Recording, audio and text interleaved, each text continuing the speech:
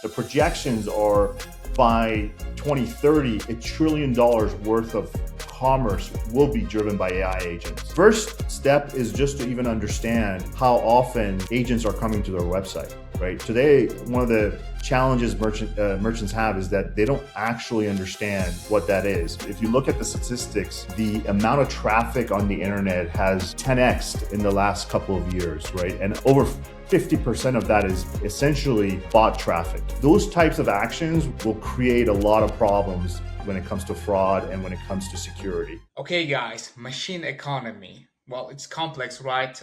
I totally understand. Okay, let me simplify it. AI economy, or AI is making purchase on behalf of us. It is still quite complex. I totally get it. That's why today I'm joined by Amir Sarhangi. I'm CEO of Skyfire, and I believe this is the right person to explain us what is machine or AI economy is, how AI is going to change how we do purchases, how we do e-commerce, and how we can safeguard ourselves when AI agents start making the payments on behalf of us. Amir, welcome to the show. Sam, thanks for having me. Great to be here. Right, Amir, just the first question straight. What is know your agent? If you could explain in a couple of words. Yep. Know your agent is actually a term that we came up with a few years ago when we first started the business.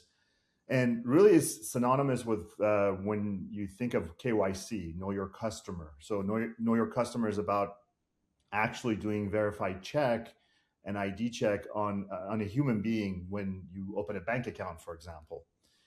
Similarly, for KYA, which is know your agent, is understanding who really this agent is representing. So it's a combination of verified information on the human that's Okay. behind the agent developer itself. That agent developer could be a company like ChatGPT or Anthropic, or it could be an individual developer with like OpenClaw or something like that. So it's both of those two information combined in a token we call KYA token, and that know your agent also has information about the intent of the user. So, for example, if Sam is trying to purchase tickets using an AI agent, has what is Sam trying to do, and then has Sam given permission to that agent to do that on his behalf? Right. And Amir, look, I want to understand when a company develops an AI agent, I understand, like for example, OpenAI or some other big companies. But when an individual developer, let's say I sit at home, I develop my own agent, and it starts making a purchase on my behalf, right? At Skyfire, how do you guys understand that this is a legitimate bot? You can trust it. You can trust the information sending you guys. What I'm trying to say that I'm trying to understand if there are certain rules, I mean, in the industry or you guys created perhaps that says, yes, you can trust this agent, you can trust this AI, or no, you cannot trust that. How do you do that at Skyfire? Yeah, great question, Sam. So that is probably one of the biggest problems that exist today, is that it's very difficult to understand who these agents are. If you look at the statistics, the amount of traffic on the internet has, 10x'd in the last couple of years, right? And a lot of that is over 50% of that is essentially bot traffic. Okay. Now, some of this bot traffic is legitimate. Some of it is actually potential revenue for a lot of the websites that these agents are trying to go to. But a lot of it is also fraudulent, as you mentioned. Like a lot of times, like you need to know who these bots are. So, really, what we really we have been embracing is with KYA is this concept that bot developers need to go through a KYB process so that Okay. you actually know who this is. So in the case of an individual or an enterprise, they would go through a KYB, which is know your business, and that's Hmm. proving that this is really who you say you are. And then additionally, when it comes to the end user, having verified information on who that end user is becomes pretty critical. Because if you're trying to deal with a merchant or a business, that business needs to know who you are and needs to be able to, in order to be able to provide you the service that you're asking for. Yeah, true. And before going deeper into this topic, could you briefly explain what you guys are doing at Skyfire? What problems you are solving? Yeah. So at Skyfire, really, there are three areas that we're focused on. One is agent identity. Secondly, is around access. So how do agents Okay. access uh, basically human websites, right? Like Right. just be able to go to directly to a website and be able to interact. And then thirdly, ability for to be able to check out. So for example, if uh, an agent goes to a website, discovers a product it likes, how can it actually purchase it like a human being does? Right. The challenge Right. today is that most of these agents get blocked at different layers of web security. So, for example, most merchants have bot blocking technology like Cloudflare, Akamai. Today, Yeah. in fact, we announced with Akamai and Experian. And then additionally, you have fraud checks. This is folks like Forder who are at fraud, basically inspecting to make sure this is a real human being. And then, Mm-hmm. one of the other big things is that when you're purchasing, a lot of times you want to be able to use your loyalty.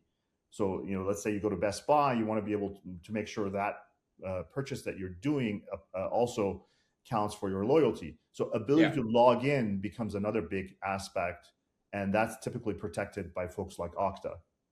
All right. And where do you sit in this flow? I'm trying to understand. Do you directly work with merchants or you work with payment service providers? Where do you sit? And should merchants go make the integrations? How does it work? If you could explain as well. Yeah, great question. So, what we do is we work directly with the demand side. So, this is like an agent developer. An agent Okay. developer uses our technology, in this case, what we call a KYA token. They create this KYA token. That token has the verified information on the human and the agent itself. And then that's used in the header when an agent makes a Okay. request to a website. That's included as part of the header. We have gone out and done basically partnerships with a host of web security companies. Again, this is people like Akamai, Datadome, Right. Cloudflare, and these web security companies accept this token and then provide access to the websites. The Right. beauty of this model is that it actually scales across the whole internet without all of the different merchants and websites having to support Mm. anything new. So there's no new requirements other than their web security company accepting this token. But you just mentioned that, for example, yeah, this is also not something new. For example, let's say um, agent developer needs to go and do KYB. Oh yeah, agent developer. Now I now I get it. Yes, yes. And for agent developer to do the KYB, this was my question I was thinking about. Let's say I'm an individual. I don't have a business. I'm just a developer who sits at my home and just develop it. How would I do a KYB? What would you So require from me? that's a good question, Sam. So that basically turns into a KYC. So in the Okay. case where Okay. there is no entity, it becomes essentially a KYC, and that becomes an individual developer who basically is accessing something on his or her behalf, right? Uh, Mhm. so yes, but there's still a verification process, You and still have to go through it. yes, Yeah. exactly. Yeah. And if we talk about machine economy, where do you see at the moment AI agents are being used the most? Is it like e-commerce or subscription economy? Where it is happening the most at the moment? Yeah. So look, I mean, purchasing with bots has something that's been happening for many years already. It's not new. Okay. So, for All example, right. if you look at the reason why when you want to go to a really popular concert and within Okay. seconds, most of it is sold out, even though you're refreshing your web page. It's not Right. just because there's a lot of fans trying to buy. It's also there's bots that are Yeah. coming in and trying to purchase on behalf of resellers. Same thing Okay. is true with Nike drops and many other places in e-commerce. So Right. bots have been purchasing, I wouldn't say legally, but in a gray zone manner. So that's something that's already been happening. And you have companies like now that are much more, front and center about it, like Rye, Okay. who's one of our partners, Card AI. there's a bunch of players that are already now purchasing either on behalf of businesses or consumers. That's already happening. On the machine economy side of things, when it comes to micropayments, I'd say it's still early days, but we're starting to see basically ability for agents on their own to be able to pay for content and Mm, also be able to pay for APIs or access to whatever it is that they're trying to get to. But I'd say that, from our perspective, we see that it's still at early days. Part of the challenge there is that a lot of the companies on the supply side of this equation continue to want to be able to sell SaaS, right? right. It's much better to sell a SaaS package than a on demand per request basis. But that is going to change. And the Mm, reason that will change is because you have many companies who will um, not want to pay the big SaaS dollars, especially if they're not using the full package. They'll right. go and try to use upstarts or even create their own stack. True. So for those reasons, those pressures are going to force those SaaS bundles to be unbundled and be offered on a more a la carte basis. You just mentioned micropayments, and I often hear that it is one of the key parts of machine economy. Why are micropayments so important in this machine economy? What role they play? Yeah, I mean, basically, if you want to now, let's say you use HubSpot or Okay. your agent wants to have access to some particular content for learning or for it just needs access to it and wants to be able to pay for that content on a per article basis or wants to have access to an API Mm, for whatever it is it needs. yeah. That Yeah. API call is a single call and a single access, and it may come back 100 more times and use it again, but each time it's going to pay a cent or a fraction of a cent for that access. And that's where that micropayment becomes important because in this scenario, the agent is not signing up to some big plan. It's saying, I'm going to pay you every time I use your product, which means that the provider has to be able to sell its product on a essentially on a single hit basis. Right, right. And as you know, current rails are not best for micropayments. Those are very expensive. Card rails, especially, they are very expensive. That's why everyone's trying to avoid that. Do you think that's why stable coins would become, like, let's say, default currency for machine economy? Or do you think the current rails adapting and they will still exist in one or another way? I think. Look, I think you're going to see both, but this is where the sweet spot for stable coins is, because it's not just the micropayment aspect of it; it's the fact Okay. that you're actually transferring value at the time of the service. So imagine a Hmm. scenario where you hire another agent that then hires another agent to do something. In that Okay. chain, you have an agent that's getting a commission or getting part of a transaction. Now imagine there's fraud or this can't be done in credit because like trying to roll that back or Okay. figure out who caused what fraud becomes a big hassle, right? Whereas here Hmm. with stablecoins, once that money is transferred, like that next agent owns that you know um, that currency, which is that Yeah. becomes really critical. That value exchange at the time of service is pretty critical when it comes to kind of this new agentic world that we're going to see. I see. And do you guys do transactions actually? Or you do not touch money at all? You are only working on, as you said, as a know your agent and basically assisting the transaction. Yeah, we provide a wallet. In fact, we started with stable Okay. coins.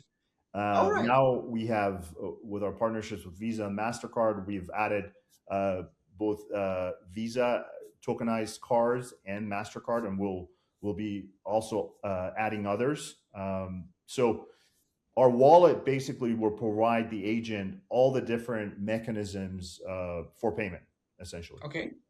Okay. And why should I use your wallet, for example? Why cannot I go use only your KYA, let's say know your agent, and continue using Stripe or any other service provider that I'm using at the moment? Yeah, I mean, and you certainly can. The big advantage of using us, other than being obviously a one-stop shop for you, is the fact that when an agent is trying to go to a website or to an API, one of the important things that that end destination wants to know is that Mm-hmm. there's real intent for purchasing. Meaning, Okay. we can say that like the Sam agent has a credit card on file Okay. and is a real buyer, right? And then at the time that you do try to make a purchase, um, understanding not only that this is not a fraudulent card that you're using, that's something that Okay. we're working with Experian to unlock, is this kind of All right. real time risk aspect. And then secondly is the fact that we capture the intent of the user in that process, meaning that you've given authorization to the agent to make that purchase on your behalf. All of that together becomes really critical for merchants who are trying to provide, SAM AI, for example, AI Mm. agent, Mm. a service or a product. Does it mean that, well, basically, if I understand correctly, if I take the bundle from you, meaning like your wallet and other services, it will be more secure than combining it with, let's say, other providers that I'm already using. Do I understand it correctly?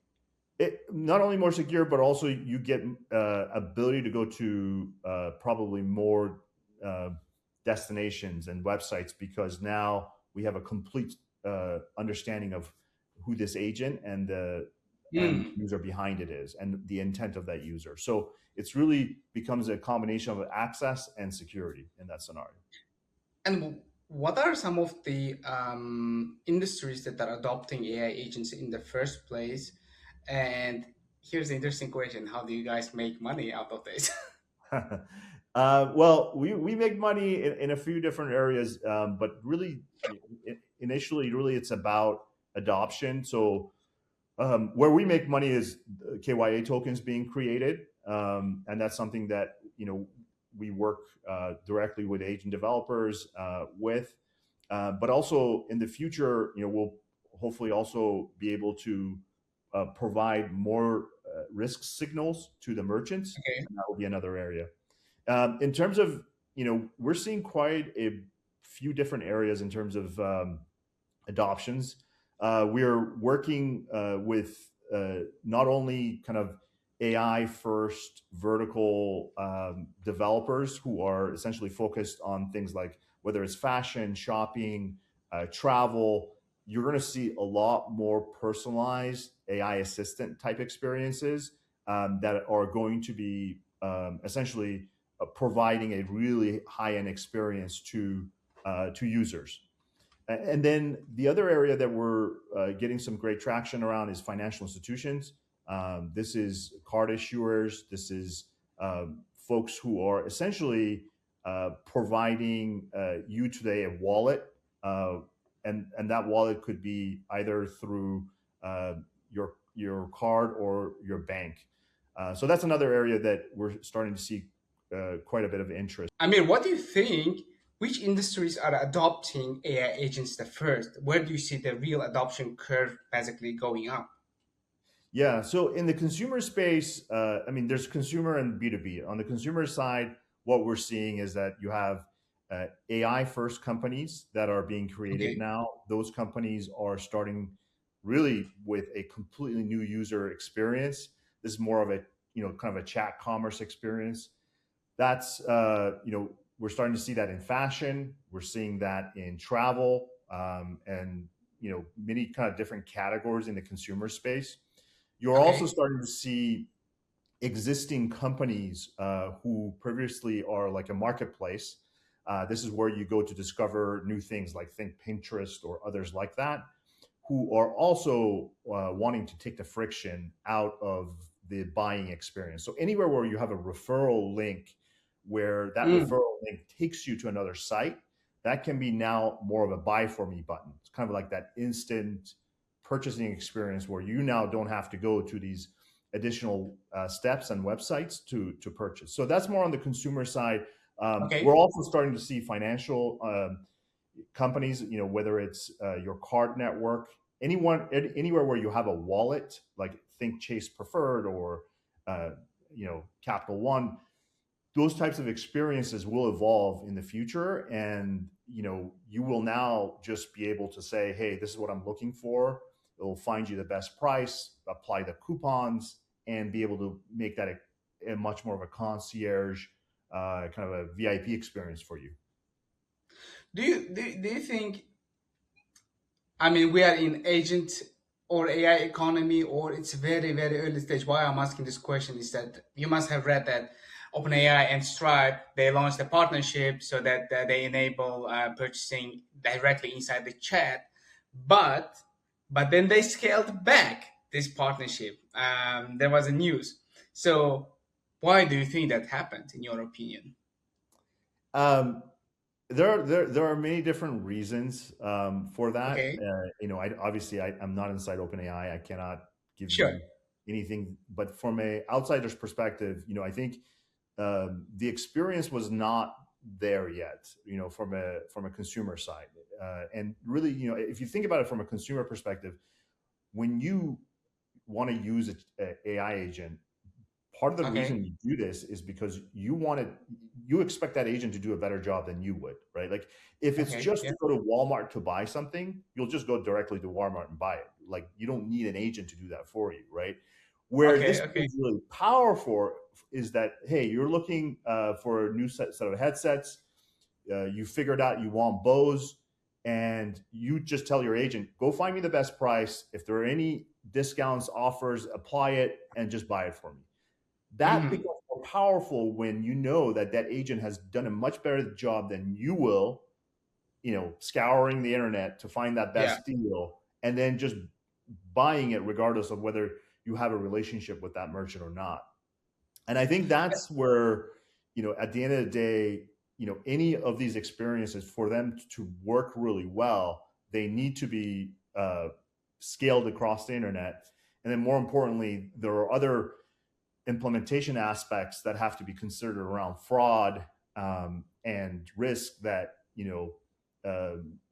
become really important in any implementation. So, your question is a really good one, but I think a big part of the reason there was a pause in that particular instance is primarily because I think they rushed into it very quickly to launch something. So you think we are very early stage and there is no trust? Because again, I have another example is Walmart. They also rolled out basically this similar types of solutions, but they rolled back, and the news said that basically customers were not converting from chat to their website, at all. But it was like conversion rates were very, very low. So they said like we are rolling this back. Do you think this is like trust issue? People do not trust AI agents, or there is something else? I think trust definitely is a factor in terms of adoption of any new technology. Even if you look All at right. the early days of commerce on the web, people would not trust using their credit card on a website. That was Right. not too long ago. That was just Right. 3 decades ago, when Amazon was trying to push people to use their card, right? And Right. that evolution is one where you have to ease the user into that experience. Mm-hmm. The way we see it is like three different steps. The first step is this experience where you see something, you like it, and you say, just buy it for me, right? So that's a Okay. place where you've already discovered what you want and you make that purchase. So that's the first way of easing the user into the experience. The second step is more of a commerce chat experience where you don't know what you want yet, and you're trying to figure out what's the best option for you.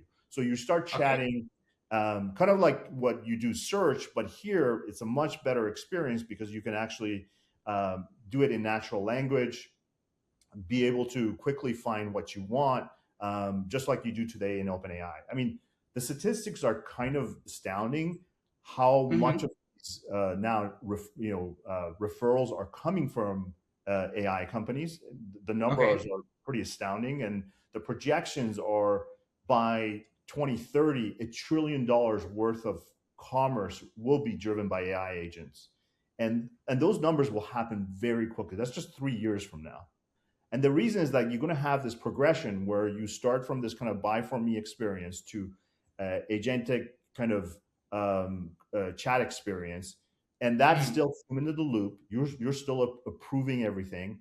So when the agent goes and finds you what it wants, it'll ask Sam, "Hey Sam, do I have approval to buy this pair of Nike shoes for $110?"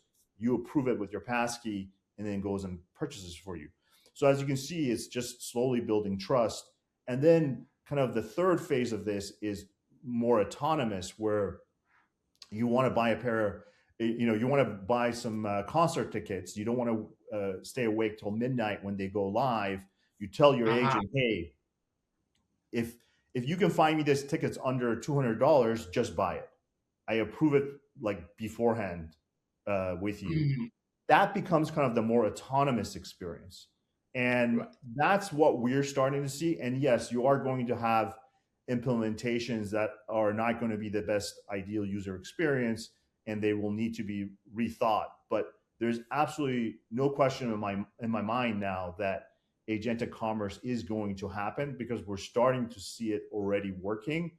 And more importantly, it just gives, in some cases people want to shop. In a lot of cases people don't want to shop, and they much rather take that friction out. And that's where agentic commerce will help free up time for people, make it much easier for them to do their daily tasks. I mean, I understand for end consumer, okay, but I will not go that far to the future. You are saying, to a certain sense, we are already in machine economy. Machines are already making purchases. Then, what do you think merchants should understand about machine economy? How they should be prepared for that? What should they think about it and consider? First step is just to even understand how often agents are coming to their website. Right today, one of the challenges merchants have is that they don't actually understand what that is. and and the reason I say this is that when you look at, because obviously merchants are driven by data, right? Like data is Yeah. king for them. And one of the things they care a lot about is understanding how often humans are coming to their website, what are they Hmm. searching for, how often they leave a basket with goods in it. And now they're starting to see a big part of that pie chart of humans being Okay. gray. That gray is basically a combination of fraudulent agents and good agents that are coming to Right. their website to try to understand their product or try to purchase something. Right. They need to understand that gray slice much better than they do today. And that's the first thing they need to be able to do, is know what type of agents are coming to them on behalf of what type of humans. And then being able to essentially unlock agents being able to purchase directly from the human website, no APIs. We're just talking about the regular old website, because Yeah. agents can do that now very effectively. Okay. And being able to unlock that, which then gives them much better understanding of what agents are driving revenue for them, and Yeah. being able to kind of foster that, um, and then being able to build essentially a strategy around how they support agents going forward. What about financial institutions? We see you explained what should merchants do. What about financial institutions? Because they also need to be prepared, right? Yeah. So on the financial institution side, I think there's a couple of things. One is, you know, you if you're a card issuer, if today you are offering, as a financial institution, you are offering an experience to end consumers. The thing that's really like this AI wave does for you is that it kind of evens the playing field. It allows you to provide a much better experience to your users, that is very differentiated, in the sense that now you can provide, let's say you're a card issuer, you have a wallet. Now you can provide kind of this like really uh, great concierge experience for your users to be able to use your card on the Hmm. purchases that they want to do. So it's, think about it as kind of Amazon Prime, where like once you're locked in and starting to use Amazon Prime for one thing, Right. you'll start adding more, and then it's just on automatic. It's the same story here. Once you start using an AI agent to do purchasing, and that your card issuer, basically that's the default card you're going to be using, then you are starting to really get your consumers to use your card for a lot of their purchases that are happening with agents. So that's one part of the strategy, is really leaning into uh, this new trend that will happen. And the first step is just, kind of that buy for me experience, and then from there, more of a concierge experience. The second Right. area where financial institutions are starting to need and needing to evolve very quickly is that their customers want to be able to access their accounts using agents. So, for example, being able to uh, uh, access your bank account or access your financials, even in a read-only fashion, using Claude or ChatGPT or Gemini, so that you can do analysis on your account for Okay. various reasons, right? So, Right. and similarly, enterprises who are automating, they want access to their own accounts using agents. So this becomes another big area for financial institutions. This is not so much agentic commerce, but it's more like agentic access. So Right. how do I access my own account using agents? Essentially, that's the other area for financial institutions. I mean, this is my last question. What do you think the biggest risk in the near term in machine economy? What should both merchants and financial institutions be ready? Yeah, look, I think in some ways, if done right, we can actually reduce fraud. Believe it or not, uh, in agent with agentic commerce, because Okay. you have a much more secure way of onboarding the user and their card, and then essentially the way um, everything moves from there is can be done in a very secure way. I think Okay. the challenge here and the risk is going to be if we don't do that, and we have things like people using their raw pan, their credit card number directly with agents, or Mm-hmm. users trying to use an agent with their own username, password, trying to Right. access their bank and doing like two auth with their own phone. That those types of actions will create a lot of problems when it comes to fraud and when it comes to security. Right. So it's more about actually, the industry moving quickly enough to be able to provide the right tools for both agent developers and also enterprises to be able to do this much more securely. Right. Amir, really enjoyed our conversation. Thank you for coming on the show and sharing these insights. I hope it was useful for my audience as well. For everyone listening to this episode, don't forget to share it with your friends and everyone interested in this. And don't forget to subscribe. Thank you very much. Thanks, Sam.